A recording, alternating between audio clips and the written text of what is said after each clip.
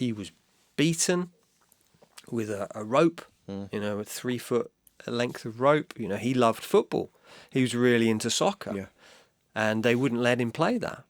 So he got beaten. Right. Eventually he converted and started playing rugby, and he became an international rugby player. But he loved football. And so why this is fascinating is so many of our leaders. So that was the first bit, was right, my experience. Then, so many other people have been through this. And then it's like so many of our leaders have been to boarding school. Yeah. And then you read their biographies, you're like, oh my God, this is horrific. You start to piece these together, and suddenly, you realize that the work of Gabor Mate, Peter Levine, they say that, the effects of unresolved trauma can be devastating. Yeah. What this means is the man who was hit as a child will feel compelled to hit as an adult. And so when you realize what these people have been through, and most of them haven't dealt with it, it's still in their unconscious, repressed. It's devastating. So today's interview is destined to be a blockbuster. Stay tuned and I'll tell you why in a moment. I'm joined by Piers Cross, leadership coach, author, an avid podcaster. He's had his own podcast now for a number of years. It's called The Evolving Man. And he's also a good friend of mine. We met a number of years ago in Hebden Bridge, and we've kept in touch ever since. And I've been amazed by what Piers is up to these days and what he's been up to over the last few years. Stay tuned, and I'll tell you why in a moment. Piers, what are you checking in with, mate? It's good to see you. Great to see you as well, brother. Thank you. What am I checking in with? I guess some nerves. I think one of the things growing up is I learned to be very quiet. I was good at sport, but I would, pull away. So I'm feeling some nerves here chatting. But I'm so passionate about this area as we're going to go into today. So Wonderful. That's what I'm checking. What about you? What are you? Well, I'm checking in with excitement, fuzziness, because I'm recently back from America. I'm still a bit jet lagged, and a bit of reverence for the topic of what we're going to talk about, because it's pretty damn important, potentially controversial, potentially transformative in the world of leadership. And for the audience, we're going to be talking about boarding school trauma. It's something that has driven Piers into what I perceive as an incredible life purpose. It's definitely been a big life purpose for him over the last few years. I've seen the promo production. It looks incredible. He's interviewed some pretty big hitters, amongst them Dr. Gabor Mate. And the whole drive around it is related to Piers' own struggles in boarding school. So Piers, the movie, I remember seeing you a few years ago. It could have been longer than that. It could have been 4 or 5 years ago, and we didn't really know each other. And I got the impression that you thought you weren't fulfilling your leadership potential. You were a bit frustrated, and all of a sudden you said one day, I'm going to make a movie about boarding school trauma. And 3.5 years later, you're almost there with it. You've got some funding. You might need a little bit more. I'm aware of that, but you're almost at the production stage. And I know how much work has gone into it.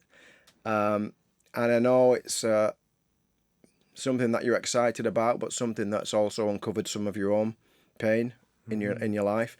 Where you're at with the movie, tell me, where's a good place to start here?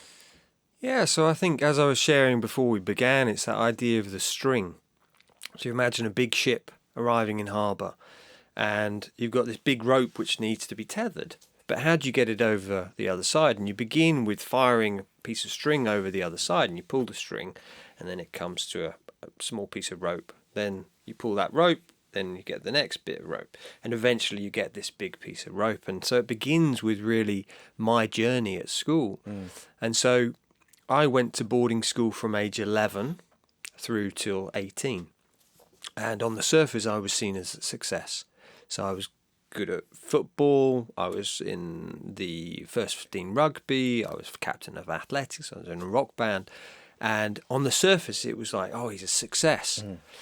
But when I had a breakdown, I was working in the City of London in my 20s.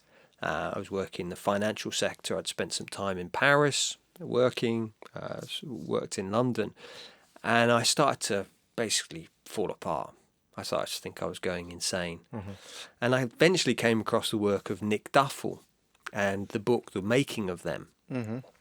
And it's all about boarding school. He wrote this in 2000. I think he wrote it in 2000. I read it 2002. And suddenly it was like, oh my God, actually my boarding school experiences were horrific. I just dissociated from what had happened. So I'll share a little bit of what happened at school. I mean, remember that time we went off for a cold water dip a number of years ago, and we shared our best days and our worst days. Yeah, I do remember that, yeah. And, you know, I was really good at sport, but then age 13 I hurt my back. Couldn't play sport anymore. So here I am at boarding school. It's an open dormitory, meaning you've got 30 beds. There, I've got a cupboard, a little metal box, and a bed, and that's all the privacy I have. It's just open. So I'm just sat on the bed, can't play sport, and I'm reading horror novels. I'm talking to one boy called Rick. Yeah. And He was your mate, wasn't he? he was, basically my friend. He was a couple of years older, and he would come and he would speak to me and he would say, you know, how are you doing? And I said, I'm really not in a good space, but he was there. Then one day, and this was kind of 15th of March, I believe was the day, 1990, I decided, right, I'm going to go and see the doctor. I'm a mess. I need help. So I went to see the doctor, and it was about 8:30. And he said, you know, come back a bit later. So I hung around for half an hour and then went in and I spoke to the doctor, and he says, well, I can't really do anything for you. There's nothing I can do. You have to go back to class. So I go back to class and I am sat in class, and the door to the classroom opens halfway through the lesson. The master doesn't say anything to the guy who comes in, who's another teacher, who looks around the room. He seems to see me, and then he goes.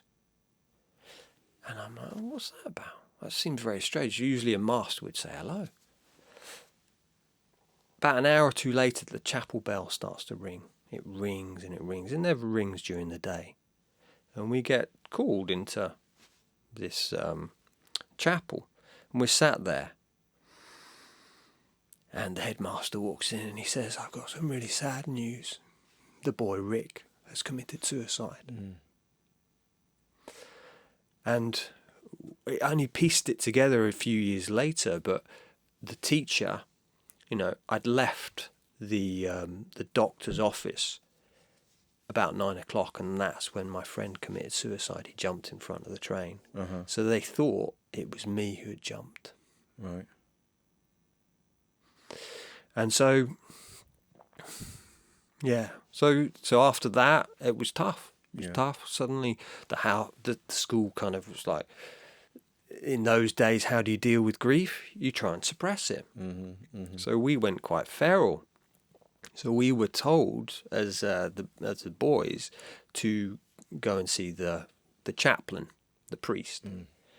And so we go into the priest, and I'm really down. And he's like, he's not interested in me. He's like, no, let's I need to give you a massage. Let's go to my bedroom. So here I am at the darkest point in my life. Anyhow, my friend's just died, and this guy abuses me. Yeah.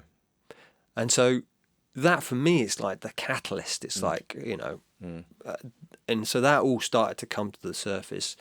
And I, you know, was fortunate. I ended up going to a Buddhist monastery. Yeah. And that was my transformation and my breakthrough. Okay. All right, thanks for sharing that. Appreciate it's not always easy to show that, even though you've told it a number of times. I'm fascinated by the strap line of the movie, which has global implications. And the strap line for the audience is, are our leaders traumatized? I would redefine that. Are our male leaders traumatized? And what did they download from their experience in boarding school, because a lot of them did go to boarding school, what did they download about what it means to be a man in the world? So yeah, in terms of that strapline, you've come up with that strapline. I remember you were talking about a few authors who influenced that strapline in some of their research. Do you want to go into that strapline and how you came to that and what you found? Yeah, definitely. So I think come back to that analogy of the piece of rope. So I've pulled my string. It's like, oh shit, it's me. And I'm like, okay, maybe it was just me. Because one of the things we do at boarding school is that you don't speak up. I didn't tell anyone I'd been abused. Because you learn, and I think it's George Orwell says this in his book. He says, one thing you do is you don't grass, you don't speak up. So therefore, I thought, oh, it's just me. But then reading books, and then I'm like, oh, there's actually quite a lot of people who've had tough times at boarding school. Yeah, and you've done a ton of research, haven't you? Oh, yeah. I mean, I have 40 biographies. Yeah. And I've got some kind of excerpts here from people like Clive Woodward. Yeah. I mean, Clive Woodward says, he's asked in his biography with Alison Kirvin, she says to him, well, what was HMS Conway, his boarding school, like? And he says, the dark days. God, I absolutely hated it. He was beaten with a rope, a 3 foot length of rope. He loved football. He was really into soccer. Yeah. And they wouldn't let him play that. So he got beaten. Right. Eventually he converted and started playing rugby and, he became an international rugby player. But he loved football. And so why this is fascinating is so many of our leaders. So that was the first bit was, right, my experience. Then, so many other people have been through this. And then it's like so many of our leaders have been to boarding school. Yeah. And then you read their biographies, you're like, oh my God, this is horrific. So if I was to list maybe 5 or 10, I mean, Richard Branson, he was sexually abused within a week. He's age 7. Yeah. He's beaten weekly because he's dyslexic. They think he's doing it on purpose. He says until he bleeds. And then age 13, he's expelled. And he tries to commit suicide. He writes a suicide note and he goes towards the cliffs to jump off the cliff. The teachers stop him. Tony Blair, he's beaten. And he hates it so much he runs away. He doesn't only run away, but he gets on a plane, he tries to leave the country. That's pretty extreme. Then we've got David Cameron. He went age 7. And he says in his book, he says, I lost a stone in weight in a single term. Now I think of that and I think, I'm 11 stone. If I lose a stone in weight, okay, that's not bad. But I'm 7 years old. You look at the actual average weight of a 7-year-old to an 8-year-old, that's 3.5 to 4 stone. They are losing 1/3 to 1/4 of their body weight. If I lost that, I would be down to 7 stone. Yeah. Yeah. And I would be skin and bones. And you start to piece these together and suddenly, you realise that the work of Gabor Mate, Peter Levine, they say that, the effects of unresolved trauma can be devastating. Yeah. Those are his exact words. Yeah. And he also says that the impact of trauma may not be fully conscious, but it's certainly fully active. Yeah. What this means is the man who was hit as a child will feel compelled to hit as an adult. And so when you realise what these people have been through, and most of them haven't dealt with it, Yeah. Yeah. it's still in their Still unconscious, repressed. it's devastating. Yeah. If it's just me and my family, it's devastating on that. I get emails every day from wives saying, my husband's a nightmare. He was an ex-boarder. I don't know what to do. But then if you're in a position of power, Of course. and as I do the more research, I mean, I have a database now with 230 names on it, and these are the most influential and powerful people in the world, have been to boarding school, and many have had horrific times. Rupert Murdoch, he went to boarding school, he was bullied. you know, the head of CNN, head of the FBI, Donald Trump, you know, Yeah. Boris Johnson. Yeah. You know, in the book that called Just Boris, you know, I read this out. It says, in any case, family observers detected a startling change in Boris not long after he had began attending Ashdown House. One noted, I heard he had hard times at school for his Turkish lineage, coming under fire for being a foreigner and coming over from the Channel, from Brussels. So he created a dishevelled look and persona, this 1930s-style English eccentric who appears to be bumbling but is actually fantastically well read. It was a survival tactic and it worked brilliantly. Yeah. Yeah. How do we so just to kind of come up to date, it's startling to me that there's like 230 influential leaders around the world that have been to boarding school. Now, have they all been traumatized? We don't know, do we? But, you know, it's likely that a significant number have been in some way or form, which affects the way they lead in the world, the way they perceive the world, you know, the quest for power, the confusion of what power is. You know, if you abuse, you're more likely to abuse. If you've been bullied, you're more likely to bully. If you've been prone to alcoholism, you're more prone to being alcoholic. And we know the correlation there. So there's definitely a worry around how trauma manifests and how people lead as a result of that. It's even more difficult. Let's put our compassionate hats on for a moment. It's arguably even more difficult for a perceived leader that's seen in the media to be vulnerable and go into that, because unfortunately we live in a society, if you're a leader, you can't do anything wrong. So these guys are forced to wear a mask. Imagine the pain and the unrest behind the persona. How do we create a society where if a leader is vulnerable, that we can celebrate him for that? Because at the moment, the opposite happens. Like, what can we do? Great question. I think one of the things we need a trauma-informed media. I think that's starting to change. You know, it's moving away from the CNNs and the BBCs to the Joe Rogans and the you know, the Tucker Carlsons, who are able to show emotions. I think that's the first thing at the moment. You know, again, you look at the people, the politicians. I believe they did the Sutton Trust showed that, which was a study into private schools, and they showed that 50% of journalists have been to private schools.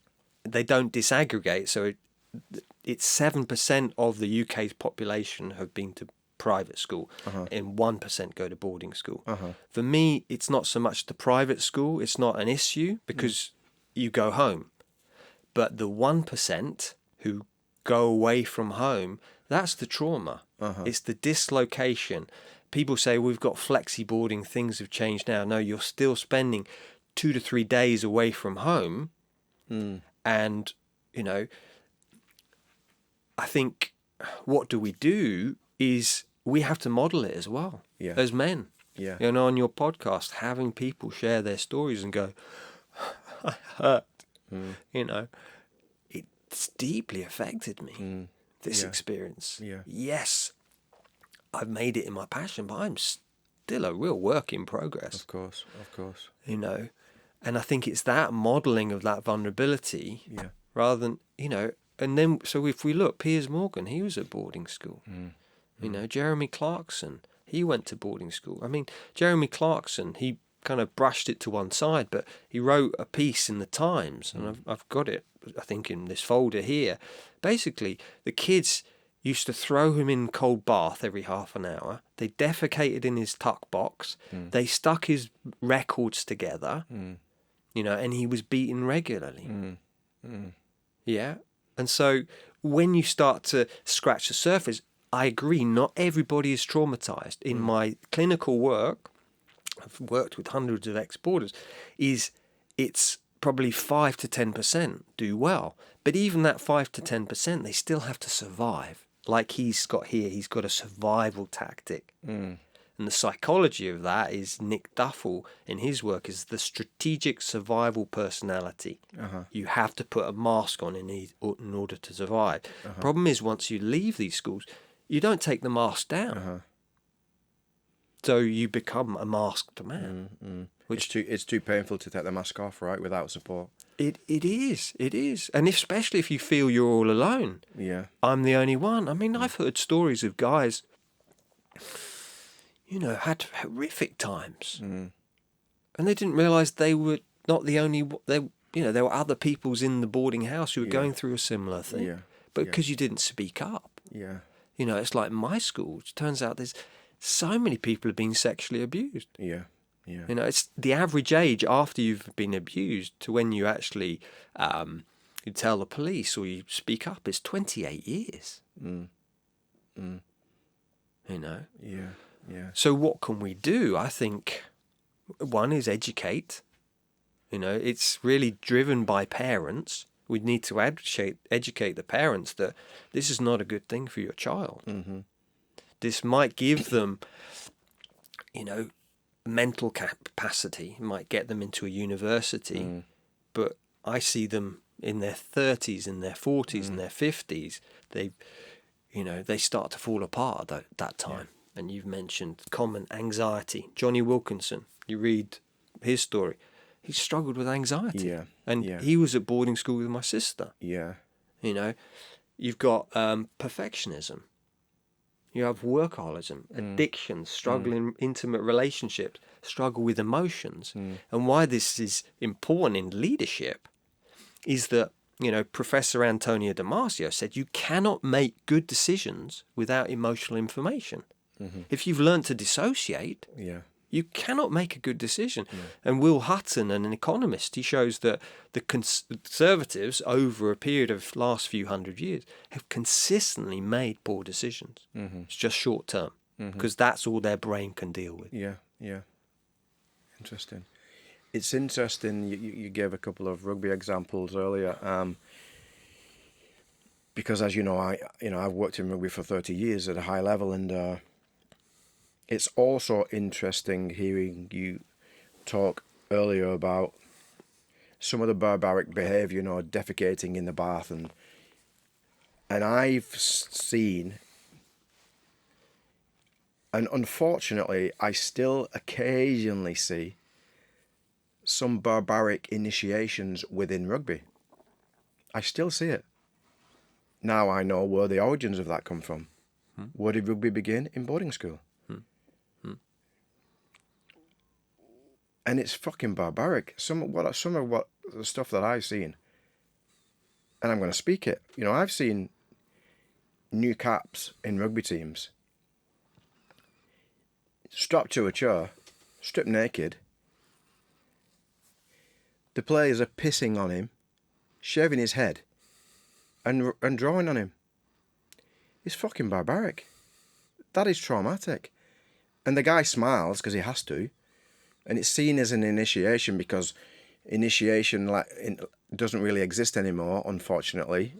Like in former days, young men, to refer to them, seek some kind of initiation. But that is just absolutely barbaric, and it really pains my heart to see it still happening in rugby. But the origins are in boarding school. Yeah. So leaders have got, even in rugby, leaders have got such a responsibility to make sure that shit doesn't happen. Instead of laughing and celebrating and, oh, boys are boys, we just got to fucking end that bullshit.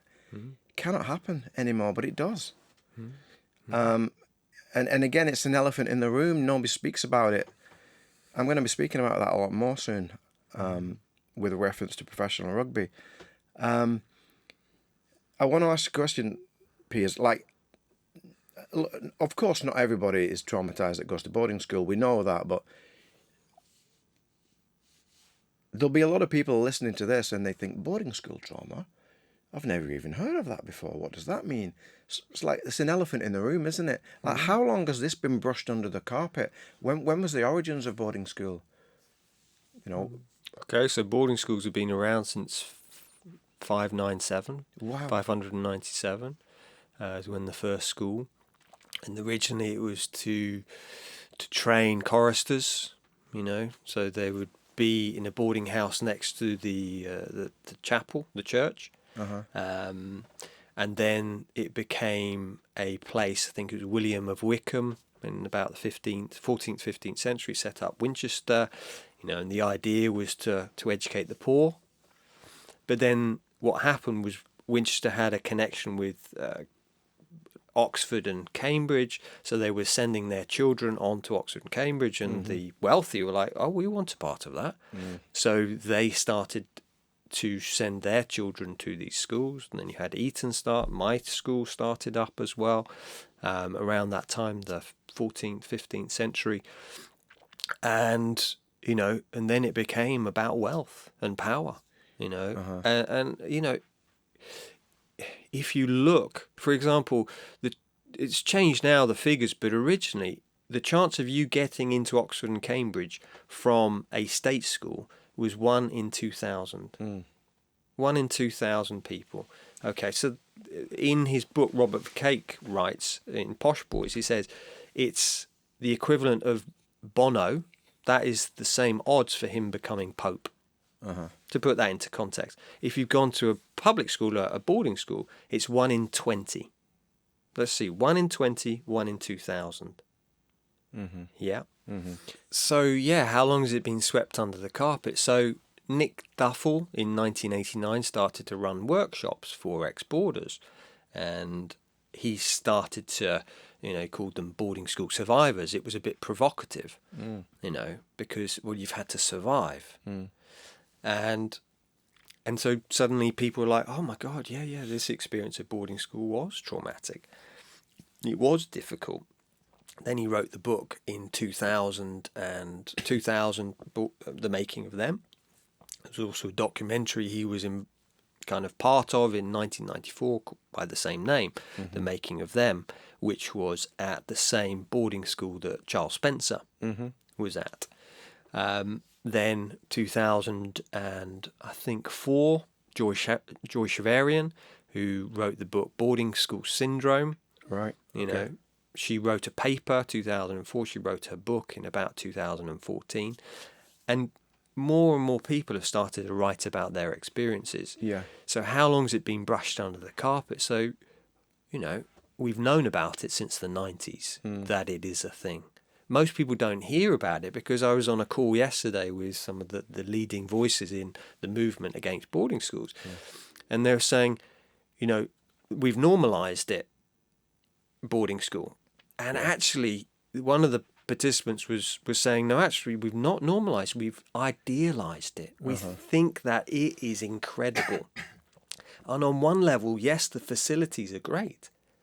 But, the emotional toll, the attachment toll, meaning you break the attachment with your parents. You go from being securely attached, which is all about, you become a loving, you can make good decisions, you're kind of really good in company, to someone who becomes avoidant attachment, insecurely attached, which means you keep intimacy at arm's length. You say relationships aren't important. And as we know in leadership, I was reading Cousins and Posner, their book Leadership Challenge, where they interviewed, I think, upwards of 100,000 people about what makes a good leader.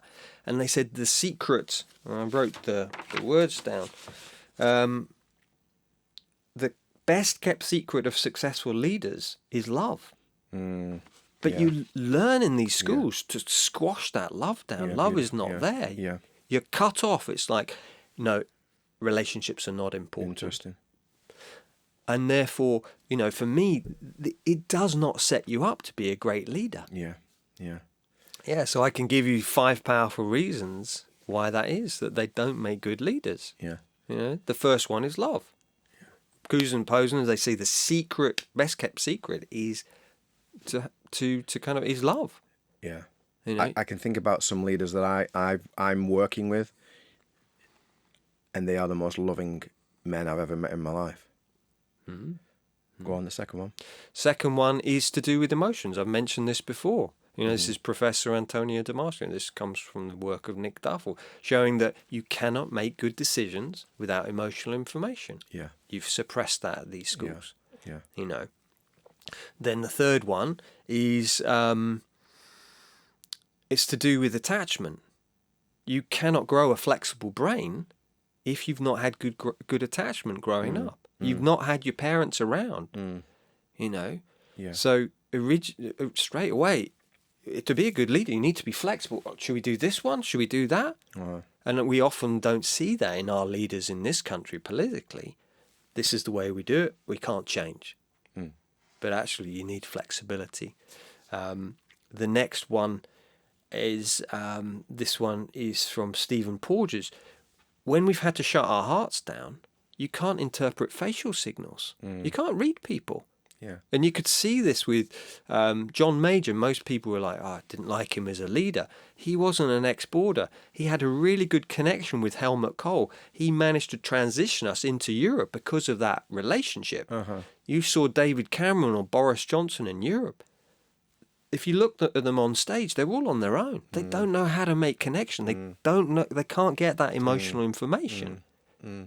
You know, it's all about relationships. Well, leadership. if they're not connected to their own emotions, if they're not connected to their own internal emotional language within their own bodies, they can't connect. We can't connect to anybody else, right? It starts with us.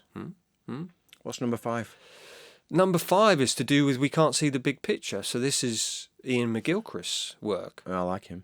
Yeah, and he's an ex-border. He went to Winchester. Yeah. You know, and he says that, you know, you can't see the big picture if your brain has been fed on a strict diet of rationality. You know, and I would say even a 6th reason could be that because we get fed this diet of rationality, we treat people as objects. It's just collateral. It's just figures. And we saw this during COVID for me.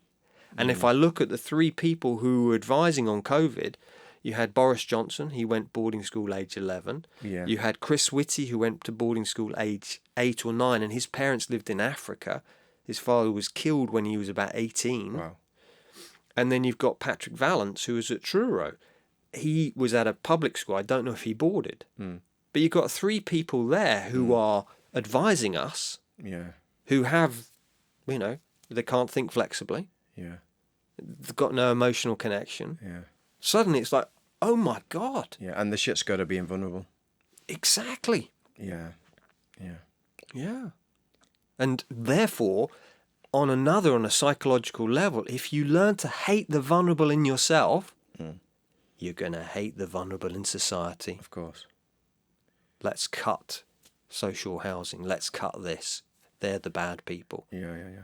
Rather than acknowledging, oh God, that's the vulnerable within me. Yeah.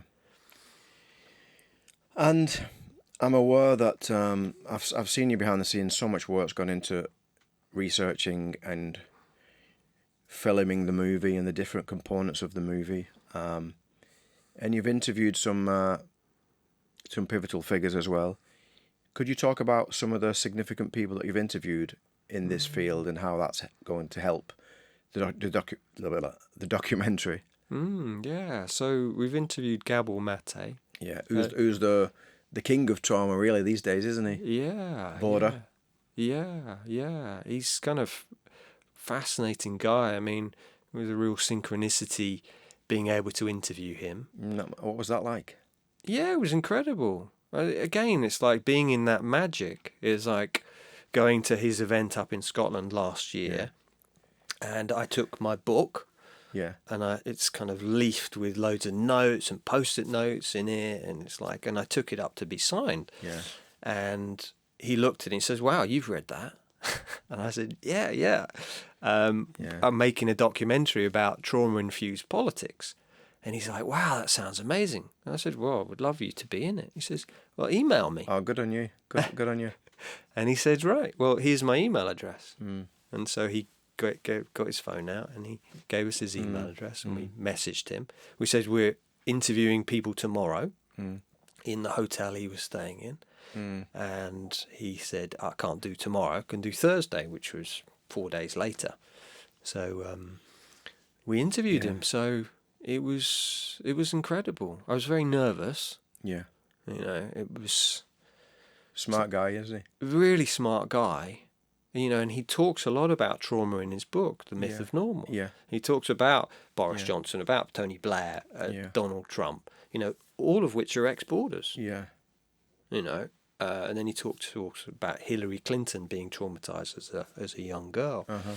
And so, yeah, it was just fascinating. And he was asking me some quite difficult questions, saying, your trauma didn't begin at boarding school. And I'm like, oh, really? He says, no, it began at school. It began as a child. Yeah.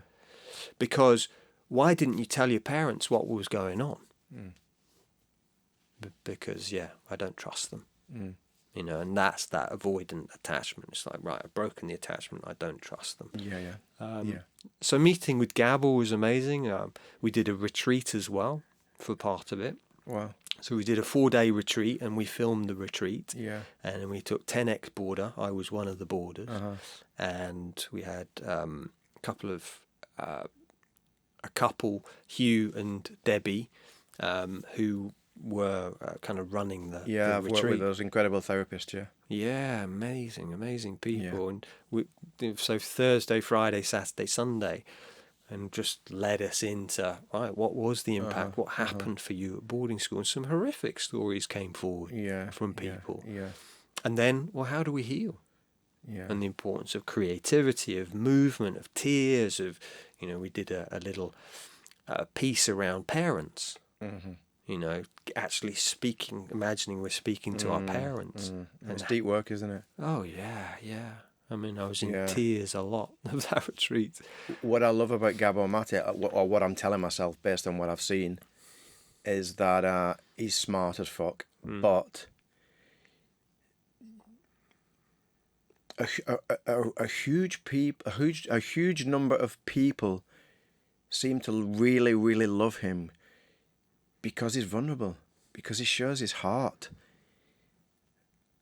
and that's not a weakness. You know, he's proof that it's not a weakness. He's a leader in the world, and he shows his heart, and people love him more and more and more, and trust him. So for me, he's a brilliant role model for our political leaders at the moment. He's such a pivotal figure in the world right now. Yeah, I so agree. And you interviewed Earl Spencer? So I interviewed Earl Spencer for my podcast. We wanted him to be on the documentary, but that didn't work out.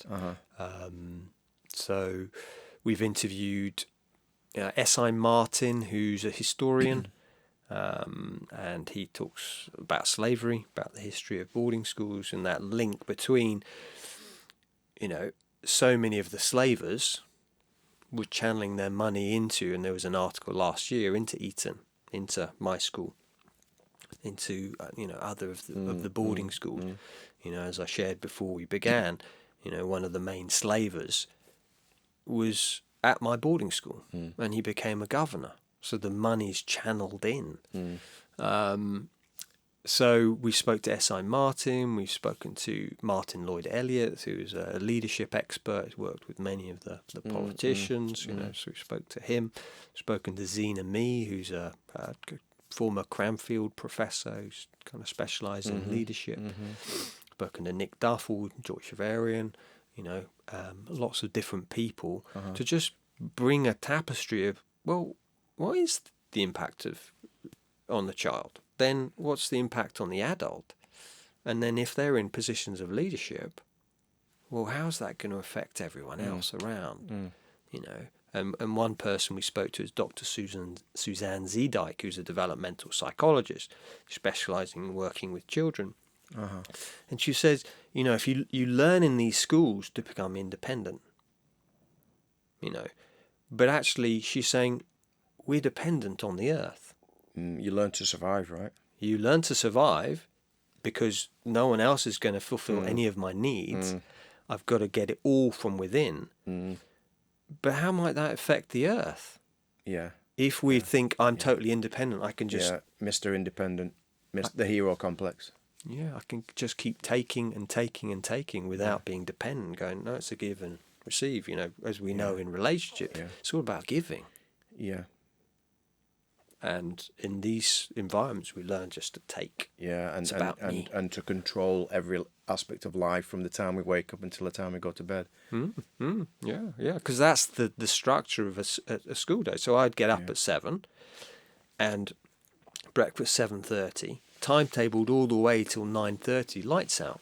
Didn't have any free time, and the reason for that was because they don't want you to feel. Yeah. So that's structured day. But then when our people get into positions of power, it's like in Britain, we just always on the go. We can't stop and just go. Yeah. Breathe. Yeah. And of course, if you spend so many years in an institution with all men, you don't know how to relate to women. You've not been exposed to women, and the spontaneity of the feminine and the juice in that. We're taught as men to control our life, but we're not taught about the joys of letting go of control and being spontaneous. That's pretty impactful, right? Yeah, exactly. I think, for me, it was a mixed school, mine. It was single sex until a couple of years before I arrived, but then girls came in, just a few, a few hundred, and then it became mixed, so it was half and half. But, I was in a boarding house where I couldn't really, the first couple of years, I was spending all my time in there. We still had fagging, so it still meant What's fagging? Means that if I want a cup of tea, I will get a younger boy to make it for me. Okay. Toast, go and get this, go and do that, so a lot of people talked about that. Jeremy Paxman, in his book, talks about the fagging he used to do at his school. So we're in that environment, and there's very little female presence. I rarely spoke to a girl. They were in class, but I rarely spoke to them. The only female figure was matron, who was this very harsh figure who had, and Prince Harry talks about that in his book. It's like there was 50 boys for one female figure. And I think that's, for me, is one of the key aspects of why I feel boarding school is abuse. Is NSPCC say that neglect is the ongoing failure to meet a child's basic needs and the most common form of child abuse. At these schools, you have 50 students in a boarding house and one teacher on duty at any given time. You imagine if you had 2 kids, can you give them enough time? Of course, yeah. No. If you give them another 48 kids to look after, what happens? Yeah. And so I think, there is that lack of feminine energy. And what I found is that I was talking to him on my podcast last week, to a psychotherapist, and he was talking about limerence, this projection of my heart onto the feminine. So I started to deify girls. And be like, and I didn't know, it was like objectifying them. Of course, yeah. So yeah, because we don't know how to relate. Tell me what are your projected outcomes from producing this movie? What you're hoping to get out of it? How you're hoping to influence the world? Yeah, so I think first thing is just to bring to light, this question. I would love to see all boarding schools converted into sixth form colleges. For boarding under 16, for me, it's, the brain development, it's like, it doesn't work. For me, I feel it is child abuse. And the stories that have been documented show that, okay, yes, they might have changed. Yes, they've got phones, they've got carpets now, but there's still no parents there. Yeah. And we are a nation, as one of the guys we interviewed, we're a nation addicted to cover up. We keep finding new things we've covered up. Therefore, if it takes 28 years for a child to come forward about sexual abuse, we don't know if it's still going on. Yeah. But if you put children in a space with adults and there's no parents keeping an eye out for them, at the end of the day, you go home, if you're living with your parents, and they notice if there's something wrong with Johnny. Yeah. Oh, he's a bit sad today. Yeah. At boarding school, they miss those cues. Of course. So that's one thing, would be to close. Another thing is mandatory reporting. Did you know that still to this day in the UK, most developed countries don't have this, but it is still not law. If I know that a child's being sexually abused, that I don't have to go to the police. In most other countries, that's the case. Mm-hmm. So we want to make mandatory reporting. So meaning that if I see and I know Johnny's being abused, then I have to, by law, go and at least get a fine if I'm not being, if I don't do it. In the financial sector, if I know somebody is embezzling funds and I don't go to the police, I get, I think, up to 10 years in prison and an unlimited fine. But for children, if I knew a child is being sexually abused, nothing happens to me. Whereas in most other countries, so that's another thing I'd love to see, is for children, for mandatory reporting to come in. Another is trauma-informed. Let's make these schools trauma-informed, transition them, bring them into being more heart-centered, emotionally intelligent, especially as the sixth form colleges. And then the final bit is leaders. Yeah. Let's teach our leaders, because I think people say, oh, I don't have a problem. But actually, you can transform this, can become your gold. As Rumi says, the wound is where the light enters. If you admit this is a wound, but this is a gift, this is golden. Robert Bly, in his book, page 42, Iron John, he said, where your wound is where your greatest gift to give back to society. Turning pain into purpose. Exactly. Which is what you've done. Yeah. Only if we go, shit, it was a trauma. It was really difficult. And then I can move it from post-traumatic stress to post-traumatic growth. Yeah. And it can become a gift, and I can go, right, okay, let me change. I'm passionate about this. Yeah. Is anything changing in the educational system around the training of teachers? Are you aware of anything? I think it's Are getting... they exposed to therapy? Is there a module on emotional intelligence, somatics? I don't think so. Not yet. Emotional intelligence is still not. I'm not 100% sure, but I'm pretty sure that not yet. They do have therapists now in these boarding schools. Okay. So that's definitely a step in the right direction. But, I think that still there's no parents there. And some say, well, 13's an okay age. And I'm like, no, 13's not an okay age, because it's a vulnerable age, isn't your it? puberty, you want to explore your body. Yeah. And if you're in an open dormitory, you can't. You're not safe. It's like I've interviewed on my podcast one lady who's just saying the age 8 till 13 is the most delicate age. They need parents around to feel safe, that they don't necessarily need to speak to them all the time, but they need to know that there's someone there for them. Yeah. Suddenly you don't have that in these institutions, Yeah. So really, that's a vision for what to do, is, to see that if you're a leader, if you're in a position of power and you've been to these institutions, go and seek help. Yeah. Go to a group. Nick Duffel runs the boarding school survivors weekends. Go, because that then gives you, it's a bit like having a superpower. Suddenly you've got emotional intelligence. You know what suffering is. You have empathy. Yeah. Suddenly you become this really potent and powerful leader. So I think that if we can, rather than seeing it as a bad thing, no, this is a gift you've been through. Yeah. My experience, which horrific as they were, on one level, we wouldn't change it for anything for what I've become. But I don't want anyone else to go through it. Yeah. I know you've received a lot of support over the last few years, which is amazing. You had this seed of a thought, well, let's do something about this, and maybe we can have impact by making a documentary. And, you've got access to Gabbo Martin, people like that. And I know that you've received support in different ways, people coming on your podcast, financial contributions. It's a controversial topic though, right? Isn't it? So I'm guessing, have you had some kickbacks as well? Have you had people kind of hate mail? Have you had people against this? Yeah. Yeah. Yeah. I Talk get. to me about that. Yeah, I do get the odd hate mail from time to time.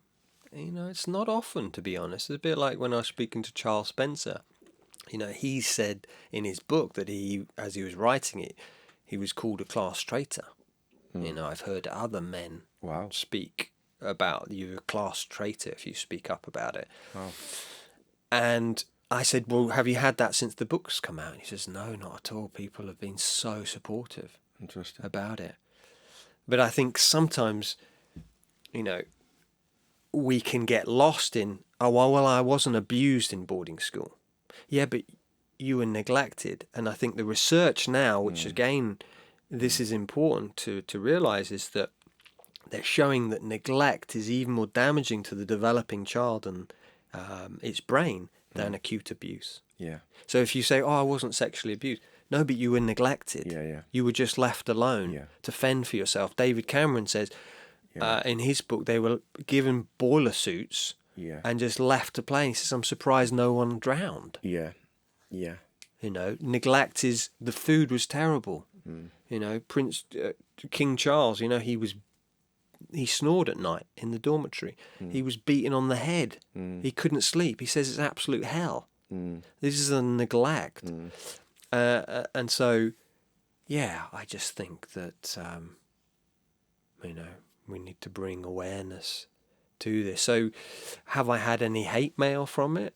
Yeah, I get them every now and again, but not that much. You know, some people think I'm, you know, I think when I just share my story, but when I start to share, well, actually, this person's had it, this, and, you know, as soon as you start to go through the books, you know, Clive Woodward, you know, just reading some of his things, it's like, God. Clive was thrashed and plummeted into unhappiness, and as a consequence ran away from school. Yeah. You know, you read that, and then you read another one, and it's like, oh my God. And so that for me is when I share, well, it's not just me. Yeah. And this is the psychology behind it. Yeah. But yeah, I do get kickback, and I'm sure when the film comes out, we'll get loads of people go, you know, this is absolute rubbish, and, you know. It's really interesting, and I want to speak about it, what you say about neglect. Because I work with a lot of men, and I have worked with a lot of men, and it's quite common for a man to come to me and he's struggling in an aspect of life. 9 times out of 10, it's in relationships. He doesn't think he was traumatized in any kind of way because there's no obvious signs growing up. But the more you talk to him, the more he's normalized. Well, I didn't see Mum a lot, she was always away, or I didn't see Dad, he was working, he was traveling, and neglect. You know, neglect. So it's important that we speak about that. You know, because I'm sure parents sending kids to boarding school have the right intention, some of them. But we need to raise awareness around the potential neglect that's associated with that. Yeah, I think that's kind of, I was speaking to someone a couple of weeks ago about neglect again, a psychotherapist, and he's saying it often gets pushed under the carpet because a child in a group of 50 kids, the neglected children will make no noise. They'll be like this. Therefore, they're just, they're fitting in. Yeah. Whereas the angry ones, they're the ones that get the attention. Yeah. You know, they're speaking up, but the neglected children, he's saying they just get missed. And he was pointing out that one of the people I interviewed on my podcast, his chapter on child abuse and neglect, it's really small, the neglect bit, because what's there to talk about? Because it's just, there's not enough data being shown. Yeah. But, you know, Nafung and Wickett, who did a paper in 1994, they said the most severe psychological conflicts arise from neglect. The most severe, not little conflicts, the severe. And I think we do need, as men, and women explore this, that, oh yeah, if our children are being neglected, this is going to affect them and impact them as adults. Yeah. And what can we do to give them more of our time and our space, our energy, our attention? And I think we're neglecting them at the moment. How much time do we spend on our phones? Yeah. Yeah. Rather than being present with our children. Yeah. Yeah. So where you're at right now with the documentary, Piers? Are you kind of, do you need to do any more filming? Are you looking for funding? Are you kind of, where's everything at? Yeah, so we are kind of, we've got getting the music together. So we've got a composer working on the music track at the moment. So once that's together, then we're going to start sending it out to like a test audience who will then watch it and give us feedback. And then we might make a few edits. We might need to do a little, maybe a little bit more filming.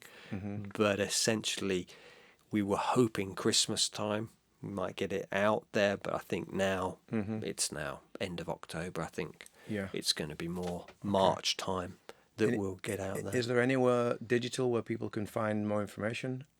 Yeah, so if you go onto YouTube, if you look for Boarding on Insanity, so that's the name. Boarding on Insanity, yeah. So that's boarding as in boarding school, Yeah. BOARDING, Boarding on Insanity. And we also are creating a website at the moment. I've got a meeting later on about the website. So you can watch the trailer there. Which is an amazing trailer, by the way, very inspirational. Thank you. And then eventually we will have a premiere, and then we'll do an online release of the film. Great. And it's like to create the movement. Let's change this. Yeah. Let's bring in trauma informed. Let's bring in mandatory reporting. Let's close early boarding school. Yeah. Yeah. And yeah, I feel we can do it. Yeah. And it might be it might take time. It might take 10 years, 20 years. That doesn't bother me. We just keep going. Yeah. And let's change. Well, it's been great to see you kind of digging into this and getting through the stickiness. I know you've got a great wife that supports you in this, and she sometimes supports you and she sometimes kicks your ass. She's amazing. Shout out. It's great to see you growing and really stepping into something that you believe is right, and moving through the challenges, and it's wonderful to witness that. And before we kind of come to a close and you share with the audience where they can find more information about you, is there anything else you'd like to say in the closing? Well, I'd first of all like to bless my wife, Michelle. Yeah. What an amazing woman. I wouldn't be doing this work without her support. I would have given up. I would have, gone off the rails. So bless Michelle Dawn Silcox. Yeah. Bless you. Just, as a friend, I love you, brother. Thank you for all that you give, and, the retreats you've done, the Men Without Masks. I just, really appreciate you in my life. And, appreciating all those people who have been through boarding school, and those people who I'm just standing on their shoulders, the Nick Duffel, the Joyce Ferrens. Yeah. Thank you so much for all your work. I probably would be dead. Yeah. I hear. If they hadn't done that. So, so that's me, just in such appreciation for everyone who's done this work before, and thank you for inviting me to speak. Pleasure. And where can my audience find more about you and your work? Yeah, so I am at piers-cross.com. That's my website. I'm on YouTube. I do a video once a week. I usually do a podcast as well once a week, talking about boarding school, child development, leadership, and, where other things, Spotify, Apple Podcasts, I'm iTunes, I'm around most of these places, but, that's how you find me. And YouTube, you'll find the trailer for the documentary. Well, thank you, mate. Thank you for sharing your truth and your honesty and your heart. I've been tense the whole way through this because it's such a big topic, and it's close to rugby, which is also part of my life. So thank you. And I look forward to seeing you all on the next interview.